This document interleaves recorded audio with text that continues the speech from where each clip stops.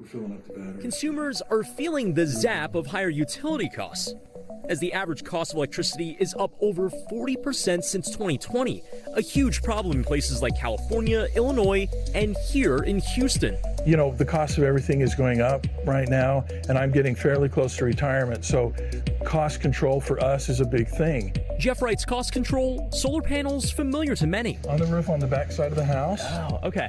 But hooked into a Tesla of a different type, glued on the side of his house.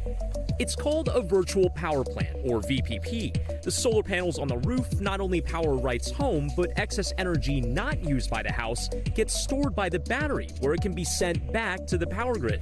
When it gets to about 80% or so, then it just starts dumping everything into the grid to help stabilize the grid. Instead of owing a monthly bill to his utility company, Wright gets money back. We generate more than we actually use, and so that excess energy goes back, and we get the credit from Sunrun, $240 a year, and our electrical bill is at or near zero every month. Installing a system isn't cheap, sometimes costing tens of thousands of dollars. But Sunrun, which sells and leases solar equipment, says the math can work out.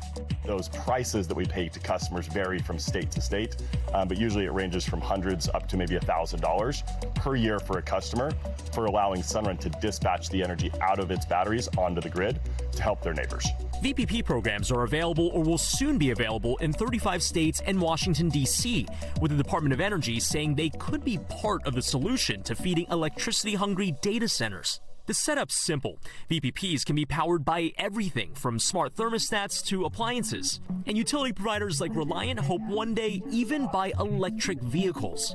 We talk about 1 to 2 hours with VPP when you think about thermostats, think about batteries. But when you start looking at EVs, that's 3 to 4 hours. That's more of a sustainable, durable load that we can count on. That could be critical in Texas, where extreme weather has also strained the grid. Reliant's Bill Clayton says VPPs are part of a future where everyone can chip in. When you think about sort of savings, when you think about comfort, when you think about really protecting the grid and doing your part, all of us doing our part to really create more resiliency within the grid, you're just missing out. And it's not hard to participate. Brian Cheung, NBC News, Houston, Texas.